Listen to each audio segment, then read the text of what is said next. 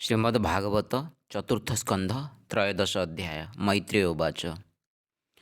ଏମନ୍ତ ମୁନି ବାକ୍ୟ ଶୁଣି ଧ୍ରୁବ ଆନନ୍ଦ ମନେ ଗୁଣି, ସୁଜଳେ କରି ଆଚମନ ଅସ୍ତ୍ର ସୁମରି ନାରାୟଣ, ସନ୍ଧାନ ଧନୁ ହୁଳେ କଲା ତା ଦେଖି ମାୟା ଭସ୍ମ ହେଲା, ଗୁହ୍ୟକେ ହୋଇଲେ ଅଦୃଶ୍ୟ ଦିଶିଲା ଧରଣୀ ଆକାଶ, ଜ୍ଞାନ ଉଦୟେ କ୍ଲେଶ ଜେହ୍ନେ ଦେବେ ଦେଖନ୍ତି ରହି ଶୂନ୍ୟେ, ଧ୍ରୁବ ଆମଞ୍ଚି ଧନୁର୍ଗୁଣ ଯୋଚି ସୁବର୍ଣ୍ଣ ପୁଙ୍ଖ ବାଣ, ବାଣର ପକ୍ଷ କଳହଂସ ଦେଖି କମ୍ପିଲେ ଦଶ ଦିଶ, ସେ ବାଣ ରିପୁ ବଳେ ପଶି ଅନଳ ପ୍ରାୟ ତେଜ ଦିଶି, ମୟୂର ଜହ୍ନେ ନାଦ କରି ଆନନ୍ଦେ ବନସ୍ତେ ବିହରି, ଏମନ୍ତ ତୀକ୍ଷ୍ଣ ନାଦ କରି ଗୁହ୍ୟକ ଗଣ ମାୟା ଛେଦି, ଯକ୍ଷେ କୁପିତ ହୋଇ ଚିତ୍ତେ ଧାଇଁଲେ ଶସ୍ତ୍ର ଘେନି ହସ୍ତେ, ଯେ ଶନେ ସର୍ପ ଫଣା ଧରି ଗରୁଡ଼ ଧାଇଁ କୋପ ଭରି, ତାହାଙ୍କୁ ଦେଖି ରଣକ୍ଷେତ୍ରେ ନାରାଚ ଗୁଣ ଧରି ହସ୍ତେ, ବିନ୍ଧଇ ଗୁହ୍ୟକ ଶରୀରେ ଭେଦିଲା ବାହୁ ଋଷିରେ, ତକ୍ଷଣେ ଗଲେ ଛିନ୍ନ ଭିନ୍ନେ ସଂଗ୍ରାମେ ସମନ ଭୁବନେ, ଗୁହ୍ୟକ ବଳ ନାଶ ଦେଖି ମନୁଜେ ଭୁବନ ଉପେକ୍ଷି, ଉତ୍ତମ ଚିତ୍ରରଥେ ବସି ମିଳିଲେ ରମଧ୍ୟେ ଆସି, ସଙ୍ଗେ ଅଛନ୍ତି ମୁନି ଜନେ ଧ୍ରୁବଙ୍କୁ ଦେଖି ତୋଷ ମନେ, ଗୁହ୍ୟକ ଗଣେ ଦୟା ବହି ବୋଲନ୍ତି ଧ୍ରୁବ ମୁଖ ଚାହିଁ, ମନୁବାଚ। ଭୋ ବତ୍ସ ଛାଡ଼ ମନୁ ରୋଷ ଶୁଣ ତୋ ମୋର ଉପଦେଶ, ଏ ରୋଷ ଘୋର ତମ ଦ୍ୱାର ଏ ନୁହେ ଉତ୍ତମ ବେଭାର, ଯେ ରୋଷ ବଶେ ଜ୍ଞାନ ହାରି ନିର୍ଦୋଷ ପୁଣ୍ୟ ଜନ ମାରି, ଏ ଆମ୍ଭ କୁଳ ଧର୍ମ ନୁହେ ସାଧୁଙ୍କ ମଧ୍ୟେ ଦୋଷ ବହେ, ଏକଇ ଜନ ଅପରାଧେ ଅନେକ ମାରୁ କିମ୍ପା ଯୁଦ୍ଧେ, ତୁ ଭ୍ରାତୃବଧେ କ୍ରୋଧ ବହି ସାଧୁଙ୍କ ମାର୍ଗ ଏ ନୁହଁ, ବିଷ୍ଣୁର ଭାବ ଯାର ଦେହେ ପ୍ରାଣୀଙ୍କି ଦୟା ହୃଦେ ବହେ, ହିଂସା ନ ବହେ ତାର ଚିତ୍ତ ଏ ହରି ଭୃତ୍ୟଙ୍କର ମତ, ସମତ୍ୱେ ସର୍ବଭୂତେ ଦେଖେ ତାହାକୁ ନାରାୟଣ ରଖେ, ହରି ପ୍ରସନ୍ନ ପ୍ରାଣୀ ଦେହେ ହିଂସ୍ରଜ ପ୍ରକୃତି ନ ବହେ, ନ ଲାଗେ ତ୍ରିଗୁଣ ବନ୍ଧନ ଅନ୍ତେ ଲଭଇ ନିରଞ୍ଜନ, ତୁ ହରି ଭକ୍ତ ଶିରୋମଣି ସର୍ବସମ୍ମତେ ପରିମାଣି, ସାଧୁଜନଙ୍କ ବ୍ରତ କରି କେ ପାରେ ଅଧର୍ମ ଆଚରି, ଯେ ପ୍ରାଣୀ ଆତ୍ମଭାବେ ସୁଖୀ ହରିଙ୍କି ସର୍ବଭୂତେ ଦେଖି, ବିଷ୍ଣୁର ଭକ୍ତି ହୃଦେ ଧରି ଦୟା ତିତିକ୍ଷା ଯିବେ କରି, ମୈତ୍ର ଭାବେ ଯାର ମନ ତାହାକୁ ରଖେ ଭଗବାନ, ହରି ପ୍ରସନ୍ନେ ପ୍ରାଣୀଙ୍କର ପ୍ରବୃତ୍ତି ବନ୍ଧ ହୋଏ ଦୂର, ଜୀବ ବନ୍ଧନୁ ମୋକ୍ଷ ହୋଇ ନିର୍ବାଣ ପଦେ ପଶେ ଯାଇ, ଏ ପଞ୍ଚଭୂତେ ଦେହ ବହି ସ୍ତ୍ରୀ ପୁରୁଷ ରୂପ ହୋଇ,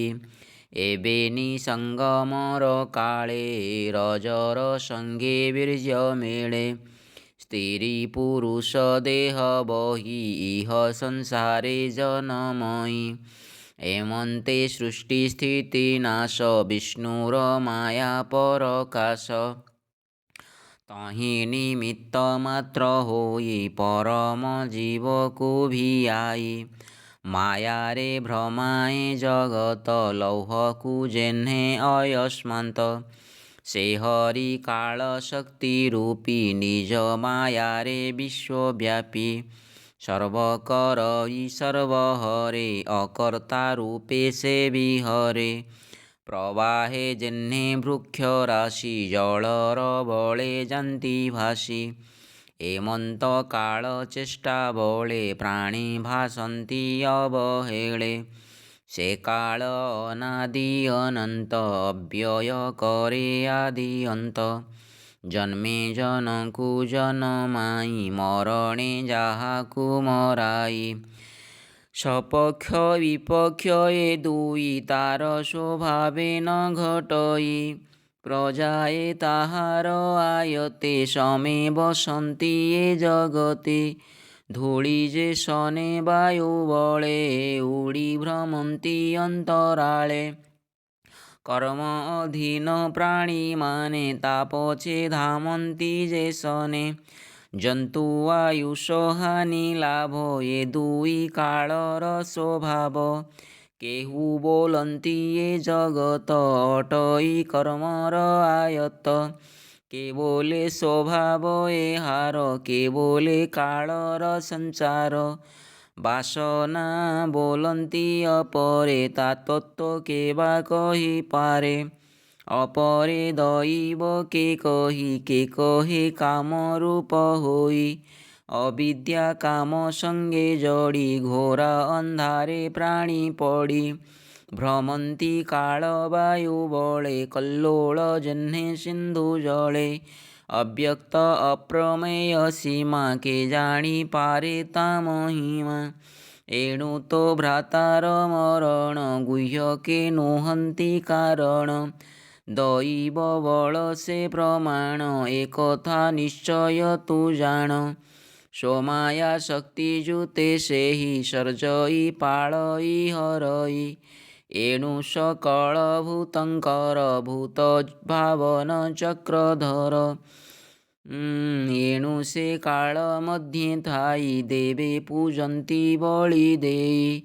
ନାସାଭେଦିତ ଗାବ ଯେହ୍ନେ ଭ୍ରମନ୍ତି ଦାମିନୀ ବନ୍ଧନେ। ଜନନୀ ସପତ୍ନୀ ବଚନେ ମର୍ମ ଭେଦିଲା ତୋର ମନେ। ବନେ ପଶିଲୁ ତପ ଆସେ ସ୍ୱଭାବେ ପଞ୍ଚମ ବରଷେ।